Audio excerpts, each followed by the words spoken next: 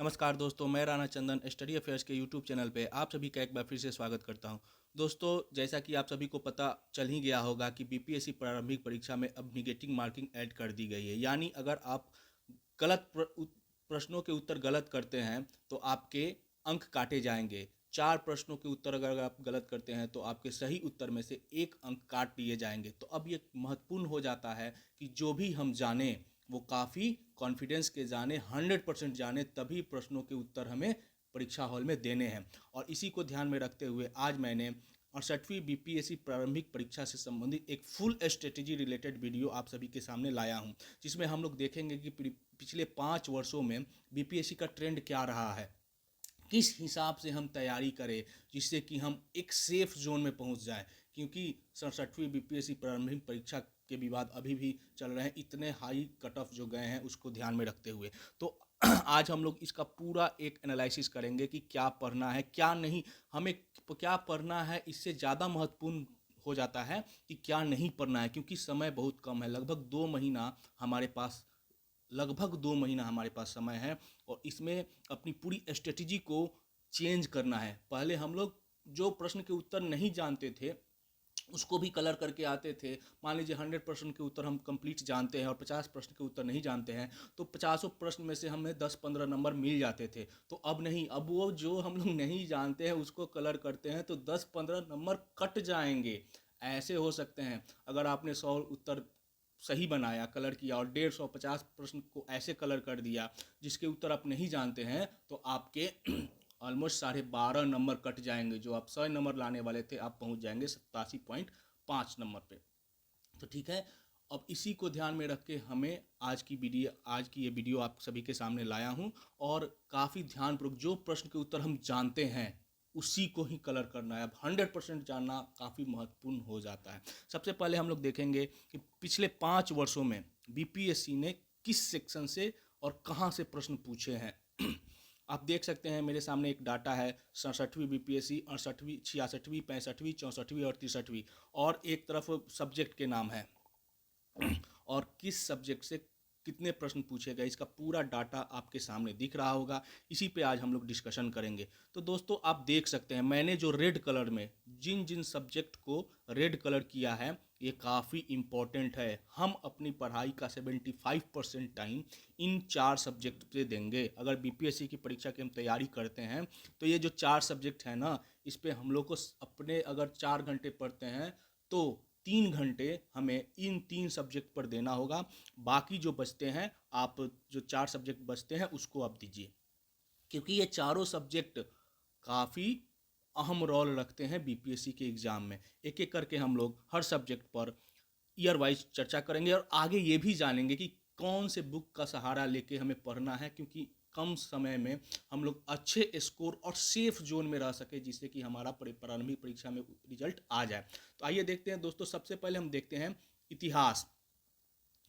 भारतीय इतिहास से काफ़ी प्रश्न पूछे जाते हैं और इसमें भी आपको मॉडर्न हिस्ट्री से सबसे ज़्यादा प्रश्न पूछे जाते हैं। तो ओवरऑल इतिहास को देखा जाए तो 63वीं बीपीएससी में टोटल 30 प्रश्न पूछे गए थे हिस्ट्री से, 64वीं में भी 30 प्रश्न पूछे गए थे, 65वीं में 26 प्रश्न पूछे गए थे, 66वीं में 25 प्रश्न पूछे गए थे, और अभी जो 67वीं एग्जाम हुई है, री एग्जाम जो हुई थी, इसमें 22 प्रश्न पूछे गए थे। अब इन 22 प्रश्न जो भी हिस्ट्री के प्रश्न होते हैं ना, इनमें 75 to 80% जो होते हैं वो मॉडर्न हिस्ट्री से प्रश्न रहते हैं। और मॉडर्न हिस्ट्री में कौन, तो 1857 के क्रांति से लेके स्वतंत्रता आंदोलन तक, इस पीरियड के प्रश्न सबसे ज़्यादा पूछे जाते हैं। आप प्रीवियस ईयर के प्रश्न उठाकर देख लीजिएगा दोस्तों, काफ़ी अहम रोल रखता है। यहाँ पे हम ये भी देख सकते हैं कि अभी 67वीं परीक्षा में जो 22 प्रश्न पूछे गए उसमें से 4 प्रश्न थे एंशियंट के, 4 प्रश्न थे मेडाइवल के और 14 प्रश्न मॉडर्न हिस्ट्री से थे।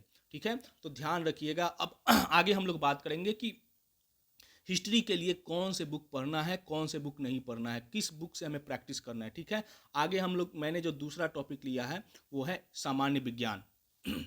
लेकिन उससे पहले हम देख लेते हैं कि जियोग्राफी से जो है वो हर साल एवरेज 10 से 15 प्रश्न पूछे जाते हैं। 63वीं में 14 प्रश्न पूछे गए थे, 64वीं में 10 प्रश्न, 65वीं में 13 प्रश्न, 66वीं में 10 प्रश्न और 67वीं में अभी 13 प्रश्न पूछे गए। तो एवरेज इससे 10 से 15 प्रश्न पूछे जाते हैं।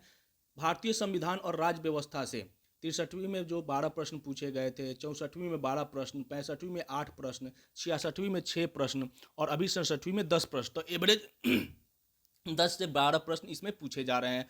अर्थव्यवस्था से जो इंडियन इकोनॉमी है, इसमें 63वीं में 12 प्रश्न, 64वीं में 18 प्रश्न, 65वीं में 11, 66वीं में 7 और अभी जो 67वीं है, इससे 5 प्रश्न पूछे गए थे।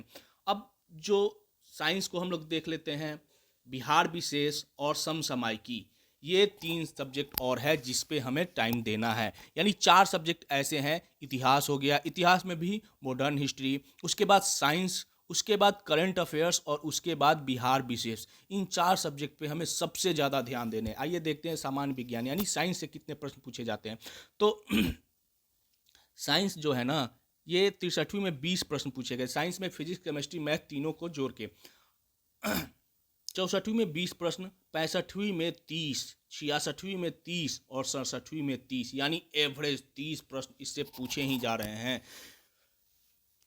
22 से लेकर 30 तक प्रश्न मॉडर्न हिस्ट्री से पूछे जा रहे हैं और साइंस से एवरेज 30 प्रश्न पूछे जा रहे हैं। बिहार विशेष को हम लोग देख लेते हैं। तो बिहार विशेष में 63वीं में 24 प्रश्न पूछे गए थे, 64वीं में 21, 65वीं में 26, 66वीं में 25 और अभी 67वीं एग्जाम में 20 प्रश्न पूछे गए हैं। दोस्तों ये करंट अफेयर को छोड़ के, ठीक है, करंट अफेयर्स की बात करें तो जो समसामयिकी है, राष्ट्रीय, अंतर्राष्ट्रीय और बिहार से, तो यहाँ पे आप देख सकते हैं कि 63वीं में 28 प्रश्न, 64वीं में 29, 65वीं में 27, 66वीं में 37 और अभी 67वीं में टोटल 40 प्रश्न पूछे गए हैं करंट अफेयर से, जिसमें राष्ट्रीय, अंतर्राष्ट्रीय और बिहार के करंट से रिलेटेड है।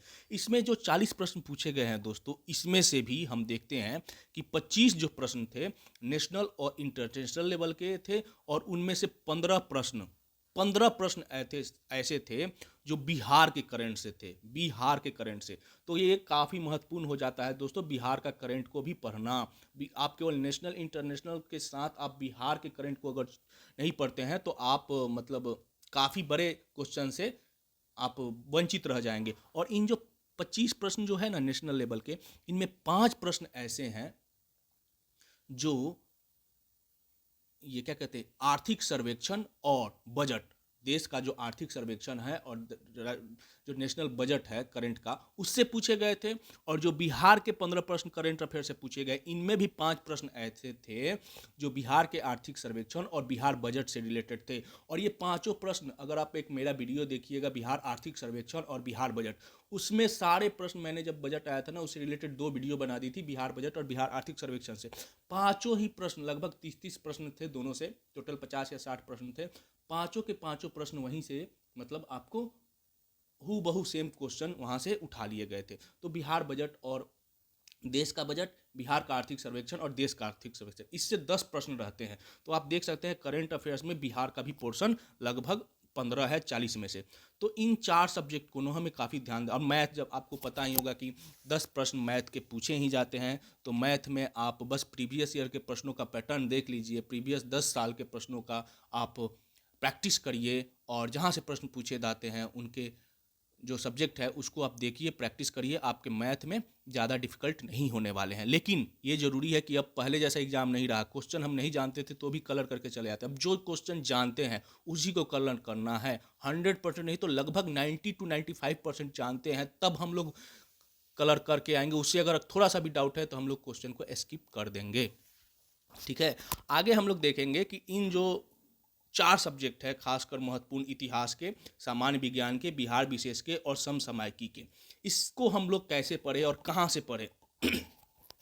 मैंने बाकी के सब्जेक्ट के लिए भी, भूगोल के लिए भारतीय संविधान, राज्य व्यवस्था और भारतीय अर्थव्यवस्था से संबंधित बताए हैं, लेकिन पहले हमारा फोकस रहेगा हिस्ट्री, साइंस, बिहार और करंट। तो सबसे पहले हम लोग हिस्ट्री को देखते हैं। इंपॉर्टेंट बुक, कौन से ऐसे बुक का सहारा ले जिससे कि हम लोग आसानी से यहाँ के प्रश्न को बना सके। तो आपने देखा कि 70 to 80% मॉडर्न हिस्ट्री से प्रश्न पूछे जाते हैं। तो इसके लिए आप 11th एंड 12th की जो NCERT बुक है उसको अगर आप पढ़ लिए हैं तो ठीक है, नहीं पढ़े हैं तो अब आप मत पढ़िएगा, आप डायरेक्ट स्पेक्ट्रम पढ़िए।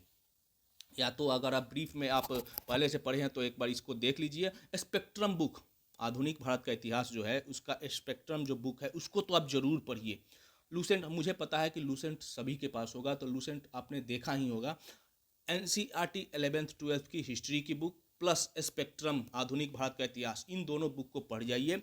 उसके बाद दोस्तों घटना चक्र का पूर्वालोकन, इस बुक को पढ़िए दोस्तों। यहाँ पे ये दो बुक, ये आधुनिक भारत का इतिहास स्पेक्ट्रम का है और घटना चक्र का जो पूर्वालोकन है भारतीय इतिहास से संबंधित, ये आपको एंशियंट में भी काम देगा, मेडाइवल में भी काम देगा और मॉडर्न हिस्ट्री के लिए भी ये है। मॉडर्न हिस्ट्री में तो आपको इसको मत जाना है। स्पेक्ट्रम पढ़ने के बाद मॉडर्न हिस्ट्री से इसके क्वेश्चन को बनाइए, मॉडर्न हिस्ट्री पार्ट को देखिएगा, आपका कॉन्फिडेंस बढ़ेगा और प्रश्नों के उत्तर आप आसानी से दे सकते हैं। यहाँ पे पूरी प्रैक्टिस हो जाती है। अगर आप घटना चक्र का पूर्वालोकन पढ़ते हैं ना तो आपकी पूरी प्रैक्टिस हो जाती है। तो इन दो बुक को, मॉडर्न हिस्ट्री के लिए आप इन दो बुक को आप स्किप नहीं कर सकते, इसे पढ़ना ही पढ़ना है। अगर पूर्वालोकन बना लेते हैं तो एंशियंट और मेडाइवल के लिए भी आपको कहीं देखने की ज़रूरत नहीं है। तो हिस्ट्री में जो सबसे ज़्यादा प्रश्न पूछे जाते हैं, इसके लिए दो बुक अति महत्वपूर्ण है। इसके अलावा अगर आप स्टडी अफेयर्स यूट्यूब चैनल को आप देखिएगा तो वहाँ पे एक आधुनिक भारत के इतिहास से संबंधित प्लेलिस्ट है, तो वहाँ से मैंने कुछ वीडियोस डाले हैं आधुनिक भारत के इतिहास से रिलेटेड। उन वीडियो को देखिए, आपको पसंद आए तो उसे कंटिन्यू करिए, ठीक है। वहाँ से भी बहुत सारे वीडियोज हैं जहाँ से आपको डायरेक्ट प्रश्न एग्जाम में पूछे जाते हैं। तो हिस्ट्री के लिए आपको इतना करना है। बचता है दूसरे नंबर पर हमारे लिस्ट में है साइंस, क्योंकि सबसे ज़्यादा प्रश्न साइंस से ही पूछे जाते हैं, करंट अफेयर से पूछे जाते हैं, इतिहास से पूछे जाते हैं बिहार। तो साइंस में क्या करना है? साइंस में आपको लूसेंट तो पढ़ना ही है। लूसेंट आप पढ़िए, लूसेंट ऑब्जेक्टिव से अगर टाइम लूसेंट आपको पढ़ना है, उसके बाद आप एक पतली सी बुक आती है SPD की, ठीक है, मैं आपको दिखाता हूँ। ये SPD की बुक आती है रेलवे से रिलेटेड। इसमें बहुत सारे फैक्ट्स दिए रहते हैं और काफ़ी संक्षेप में दिया रहता है। इसको आप मतलब अगर आपके पास अवेलेबल है तो ये बुक ज़रूर पढ़िए। इससे ना डायरेक्ट प्रश्न पूछे जाते हैं रेलवे से, बहुत साइंस से जो प्रश्न पूछे जाते हैं वो रिपीट किए जाते हैं BPSC में। तो आप उस बुक को आप ले सकते हैं, उससे पढ़ सकते हैं। SPD का railway previous year question bank है। ये बहुत सारे प्रश्न उसमें लगभग रहते ही रहते हैं। इसके अलावा आप घटना चक्र पूर्वालोकन, साइंस का जो घटना चक्र आता है उसको आप बना जाइए। 1 से 2 बार अगर घटना चक्र पूर्वालोकन लूसेंट से पढ़िए, SPD अगर है तो उसका यूज करिए, और घटना चक्र पूर्वालोकन का जो साइंस सामान्य विज्ञान की बुक है उससे सारे प्रश्नों को पढ़िए और साथ ही साथ उसका एक्सप्लेनेशन जरूर देखिएगा। तो साइंस से आपके एक भी प्रश्न नहीं छूटने वाले हैं। अब हम लोग तीसरे नंबर पे आते हैं, बिहार विशेष। तीसरा जो है वो बिहार स्पेशल। तो यहाँ पे कौन कौन सी इंपॉर्टेंट बुक है, तो मैं आपको प्रीफर करूँगा दृष्टि का जो बिहार समग्र है या लूसेंट का बिहार, इन दोनों में से कोई एक बुक का आप सहारा लीजिए। अच्छी तरह से चैप्टर वाइज पढ़िए। इस दोनों बुक में से कोई बुक है आप प्रेफर करिए, दोनों बुक में से कोई एक बुक आप पढ़िए। उसके बाद आप घटना चक्र का पूर्वालोकन का एक BPSC से रिलेटेड बुक आती है। विगत प्रश्नों का जितने भी बिहार से संबंधित जितने भी प्रश्न पूछे गए हैं, उसका BPSC परीक्षा में जितने भी प्रश्न पूछे गए हैं उसका एक अलग बुक घटना चक्र निकालता है बिहार विशेष से रिलेटेड। यहाँ पे मैं आपको दिखा दूंगा, एक सेकेंड।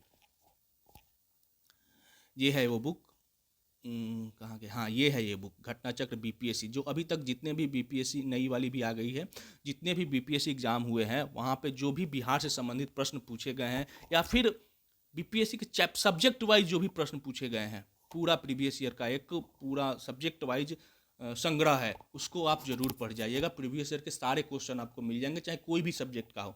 तो ये बुक आप जरूर पढ़िए। इसके अलावा दोस्तों स्टडी अफेयर्स, जिस यूट्यूब चैनल पे अभी आप वीडियो देख रहे हैं, इस चैनल का प्लेलिस्ट में जाइएगा, वहाँ बिहार विशेष से संबंधित सारे ही वीडियोज़ पड़े हैं। बिहार विशेष में ज्योग्राफी और हिस्ट्री, खासकर मॉडर्न हिस्ट्री, वहाँ पे आपको एंशियंट हिस्ट्री में बिहार के एंशियंट हिस्ट्री, बिहार मेडाइवल और बिहार के मॉडर्न हिस्ट्री से संबंधित सारे वीडियो है। और यहाँ से सारे प्रश्न विगत जो BPSC के एग्जाम हुए वहाँ से प्रश्न पूछे गए हैं। और उसके अलावा आपको इकोनॉमिक्स और ज्योग्राफी से भी वीडियो मिलेंगे, और हिस्ट्री और ज्योग्राफी सबसे ज़्यादा बिहार से संबंधित यहीं से प्रश्न पूछे जाते हैं।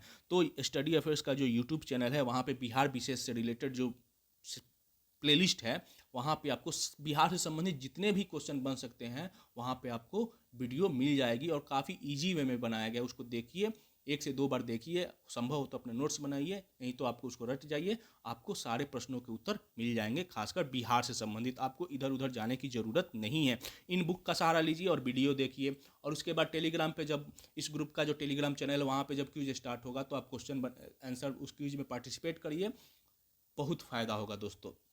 आगे बढ़ते हैं। अब हम लोग देखते हैं यहाँ पे जो चौथा मोस्ट इम्पॉर्टेंट सब्जेक्ट है करंट अफेयर्स, और ये सबसे इम्पॉर्टेंट है। देखा था हमने पिछले कई सालों से 30-37 प्रश्न पूछे जा रहे हैं और इस बार तो 40 प्रश्न पूछे गए हैं। तो इसके लिए क्या पढ़ना है, काफ़ी महत्वपूर्ण रोल हो जाता है। और यहाँ पे अगर प्रश्नों के उत्तर आप जानते हैं तो 100% जानते हैं, ठीक है, तो ये काफ़ी महत्वपूर्ण है। पिछले 1.5 साल के वीडियो जो करंट अफेयर्स है उसको आपको देखना होगा, खासकर जो लास्ट 6 महीने के प्रश्न जो करंट होते हैं उसी से वीडियो जो क्वेश्चन पूछे जाते हैं।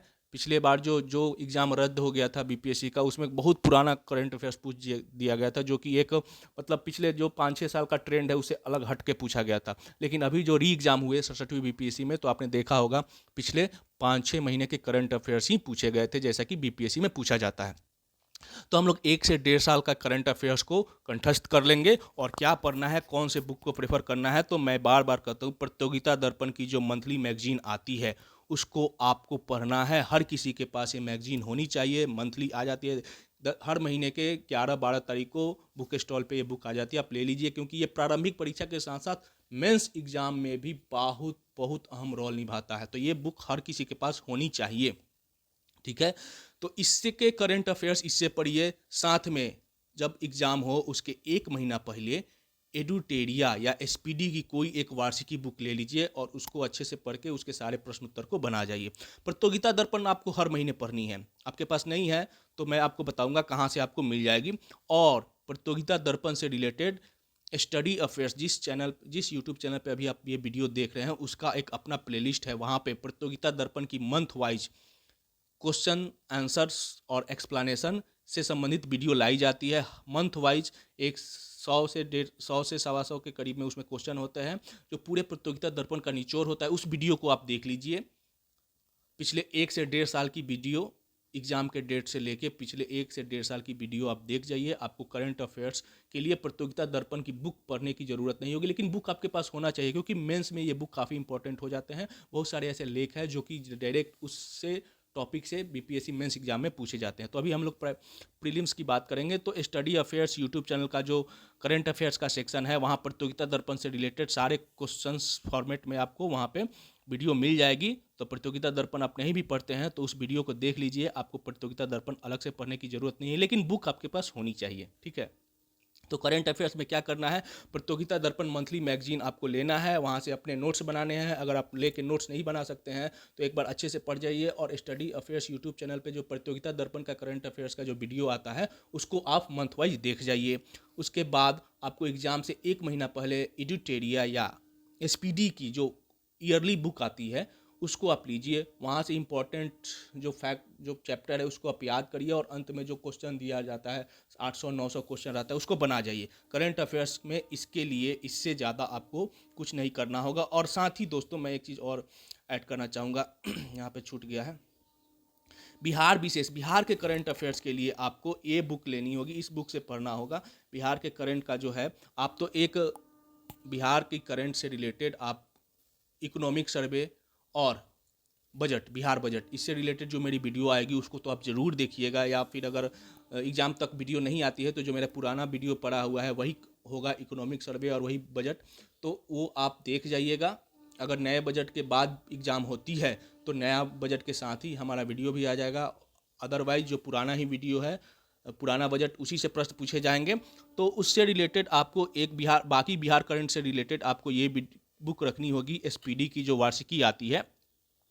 इस बुक को आप लेके बिहार के करंट अफेयर्स आसानी से आप सॉल्व कर सकते हैं, ठीक है। तो अब हम लोग के पास बचता है, हमने देख लिया हिस्ट्री, साइंस, बिहार स्पेशल और करंट अफेयर, इससे संबंधित हमने अपनी स्ट्रेटजी देख ली। अब हम आते हैं ज्योग्राफी के पास।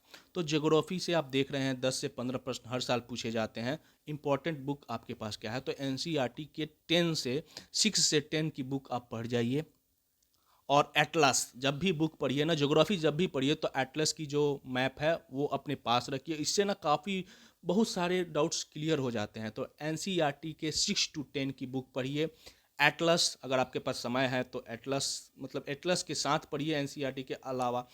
और लूसेंट को तो आपको देखना ही है, लूसेंट हर सब्जेक्ट के लिए इम्पोर्टेंट है। उसके बाद आपको घटना चक्र पूर्वालोकन का जो भूगोल से संबंधित जो बुक है उसके सारे प्रश्न उत्तर को बना जाइए, 1 से 2 बार बना जाइए, उसके एक्सप्लेनेशन को ज़रूर पढ़िए।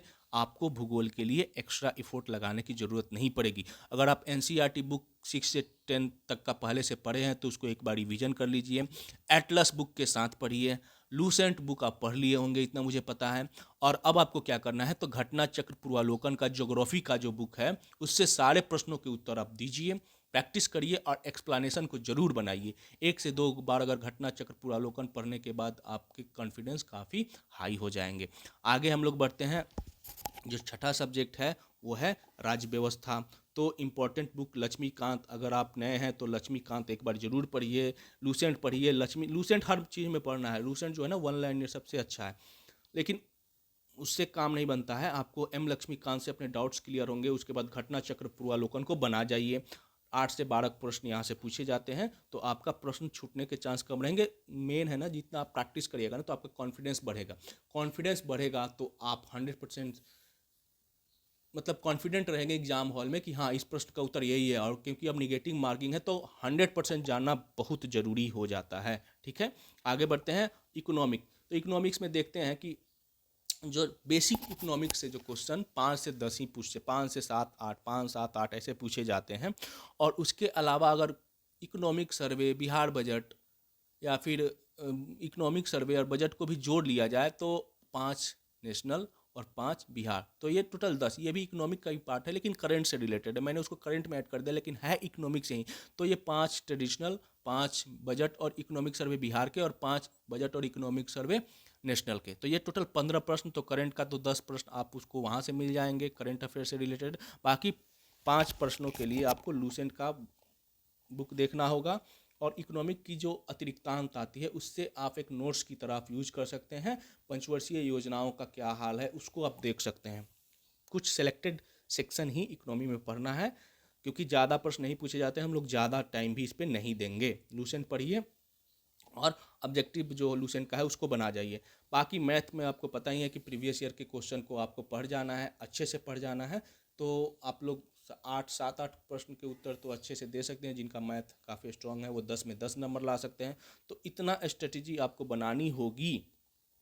खासकर जो 4 सब्जेक्ट हैं, हिस्ट्री, साइंस, करंट अफेयर्स और बिहार स्पेशल, इन 4 सब्जेक्ट पे आपको काफ़ी मेहनत करना पड़ेगा। और मेहनत कैसे करना है तो मैंने आपको बता दिया है।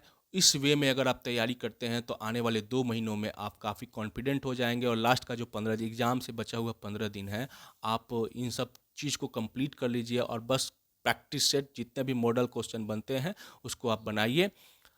प्रैक्टिस सेट ज़्यादा से ज़्यादा यूज करिए। और हाँ दोस्तों, इस बार शायद ई ऑप्शन रहेगा, शायद इस बार भी ना हटे ई ऑप्शन। तो ई ऑप्शन का जो दर्द है वो इस बार भी रहेगा, क्योंकि बीपीएससी के जो चेयरमैन हैं उनके बातों से ऐसा नहीं लगा कि 68वीं प्रारंभिक परीक्षा में ई ऑप्शन हटने जा रहा है। मे भी 69वीं में हट जाए, लेकिन इस बार शायद ई ऑप्शन रहेगा।